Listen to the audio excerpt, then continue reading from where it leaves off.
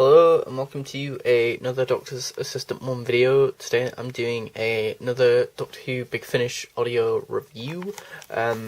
Today I'm taking a look at the 4th Doctor Adventure Series, Episode 3, War Against the Laan, which, yeah, front cover you've got Mary Tam even, as Romana 1. Tom Baker as the 4th Doctor. What I imagine a laan sort of creature. There's what looks like a sort of scope of like a sniper. Then underneath you've got like this futuristic city underneath in the water as well. Big ocean there. The banner with Tom Baker and the Time Vortex thing featuring and a bunch of other names. Big Finish there. Tom Baker and Mary Tam in War Against the Laan, penned by Mr. Nicholas Briggs. And then you've got the sort of old school sort of Tom Bakery Doctor Who logo, which I really like. And then it says there, classic Doctor's brand new adventures. And then down there, full cast audio drama. On the spine there it says full cast audio adventure of the audio adventures of Doctor Who even. On the spine it says Big Finish down there, then 2.3, so it's the second series, the third episode of the second series, so Doctor Who, and then War Against the Laan again, with a little Tom Baker Vortex thing there. Information about like the running time, which is an hour, the synopsis, and the credits, or like the cannot speak today, the cast list even, and then just the sort of disc, and then the writer's notes even in the pamphlet bit. So yeah, what did I think of War Against the Laan? I mean, it would have probably helped leading on to this episode, or leading into this episode, if personally I would have re-listened to Sounds of Life and then reviewed this one, but me being the idiot that I am, I didn't do that. But I think I did a not too dissimilar thing to with the first series, 4th Doctor Adventure ones, with the Trail of a White Worm, and then Trail of a White Worm, and then the Obsidian Adventure. I think there was a giant gap between those two, of me listening to those two. But yeah, so in future reference, as a bit of a disclaimer, I need to remind myself clearly that if I do other two-parters and or in this case a 5-part story, because the first one was a 3-part story and this one's a 2-part story, so that's 5. Because maths, hashtag quick maths. The thing I need to take away from this is probably to, as I say, re-listen, even to a previous part and or story leading up to the second half, and or me reviewing it, so I have a better picture of the whole thing. But besides that, I really enjoyed it. It felt like a new take, or it definitely feels like Big Finish have a good grasp of refining or updating the classic series, i.e. What I mean by that is like, take for example the fact that the companion just has a lot more to do and is more point of focus, but it's not in a sort of, yes, this is Doctor Who, the classic series, but just copying the new series. It just feels like it's organic, like it just feels like an organic, evolution of the foundation of the classic series. Don't get me wrong, obviously with Tom Baker being the Doctor, he is such a on-screen presence, regardless of whether or not visually you can see him or not. In this case you can't, but even his voice is quite distinctive and quite, quite a booming presence and whatnot.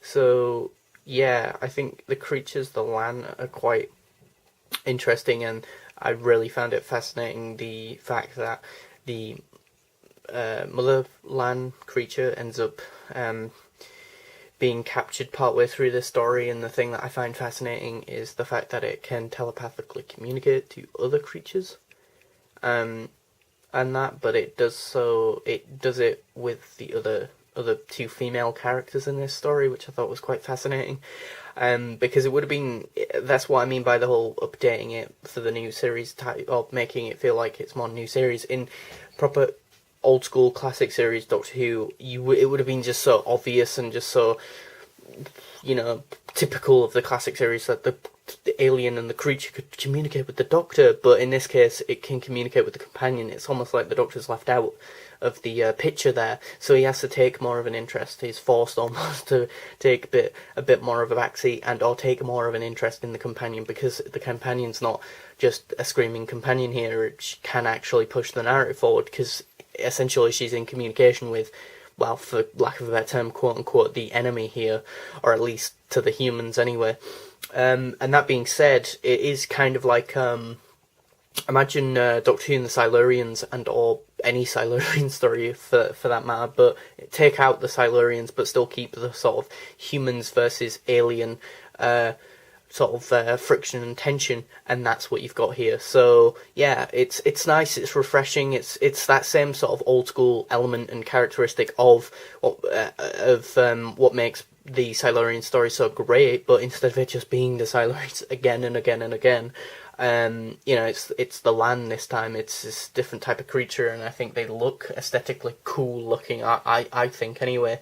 Not to say that I didn't like, say, Silurian Candidate recently that I picked up in the monthly range, or got in my collection, or that I don't like Doctor Who and the Silurians. It's just that, as I say, like it's nice because it just feels a bit more refreshing, having a different, similar sort of themes and characteristics and that, like with Doctor Who and the Silurians, but different enough, or different because it's got at its heart a different alien and entity that acts differently because it's the different race, and whatnot.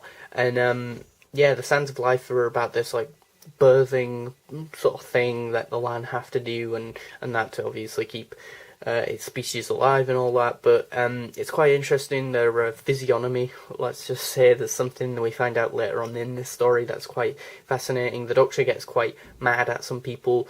Tom Baker's just great in this, as much as he has to sort of take more of a back seat, or at least I got the impression that he took more of a back seat in this story, but I think for the Fourth Doctor sometimes that's good, because sometimes it just means that we can focus on some other characters, or when he is on screen and or in the audio play in this case, his return or his voice and or his gravitas and his charm isn't just sort of wearing thin or becoming overbearing for certain listeners and or viewers, and his words are more poignant, basically. Although I do feel like at times he did become a bit too,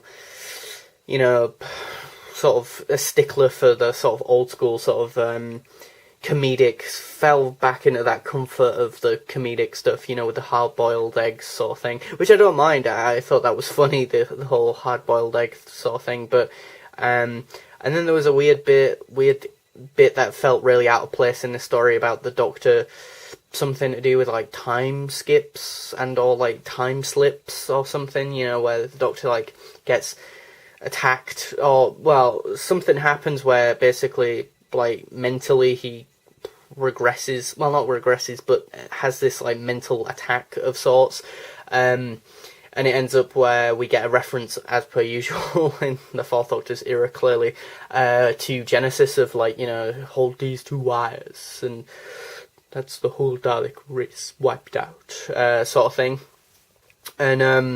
And yeah, that might be something that's picked up later on. I already am aware that, the last two stories in this series are a Dalek two-parter, but yeah, I don't know, I think it has some good ideas. It executes some of them well, not so much others.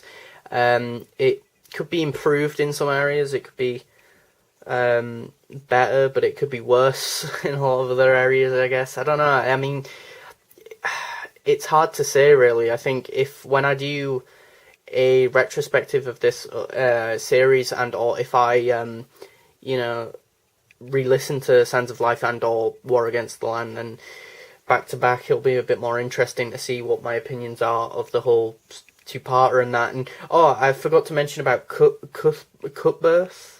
I can't pronounce his name, but David Warner's character, basically phenomenal, really good performance from David Warner, gives this sort of mystique, mysterious side to this character who otherwise would have been a one-note villain. Really interesting, really like his character, really sort of vindictive, evil, really just a face to hate, really, in this story. And you know, even though the Laan are just like, oh, all of the humans are stupid apes, we'll kill them all, he's actually the one who's being a bit of a pudding brain here. So then there's great, you know, friction between the Fourth Doctor and Romana and that, and Cutbirth. I can't say his name. Anyway, and that, but yeah, as well, the sound effects are really good and refined and just more better than the first series of Fourth Doctor Adventure series ones were, as well as the music. The music feels very sort of just almost cut out of sort of old school sort of latter end of David Tennant's run sort of music, you know, and that, and then just trying to think of what else to say. I mean, again, I think it's really cool to have Mary Tam as Romana be sort of more at the forefront of this story than, say, she would have been in the classic series, and that really gave her some you know, some sort of script to chew into, so to speak, and you know, sink her teeth into, even, you know, and that she is a good actress, and I really enjoyed her in this. She carries this story for me, really, or she's like the standout person for me. You know, she really empathizes with the Laan female creature and that, and it makes logical sense considering that they are, or quite a lot. Well, I think the Doctor does make a comment about them being all like female and that, but yeah, the episode it reminds me of a lot of in the new series would be Kill the Moon as well. You know, like the Laan, basically they're going to Earth to go back to the Sands of Life, which is like this birthing pit. But basically, if the three oldest Laan and all like highest ranked elders basically give birth, then they'll rip the whole fabric of space-time and that, you know, and they use like the time vortex to travel, and basically they're just creatures. They're just like anything else on Earth, like spiders, but basically like the parasite spider thing in Kill the Moon. It reminds me of Kill the Moon, this sort of Sands of Life and War Against the Land a lot, but obviously because it's not written by, I want to say Peter Harness. I don't know who wrote Kill the Moon off the top of my head. Please do comment below who wrote Kill the Moon. I'd be fascinated to know and find out finally. But I don't really care for that story anymore. I used to like it, but it's not the greatest story ever. But yeah, here it feels like Kill the Moon, but done right and better. I really sympathise with the Laan and that, and especially with some of the tragic things that happen to some of the creatures and whatnot. And you know, there is friction and there is tension, and it's a really good story. And I can't even really remember how it gets wrapped up, so that might just be an indication of how bad that was done. But you know, the journey was good. It's not always about the destination, but sometimes the journey. So yeah, I'm really torn between giving this Big Finish Audio a 6 or a 7, but I'm going to give it the benefit of the doubt and give it a 7 out of 10.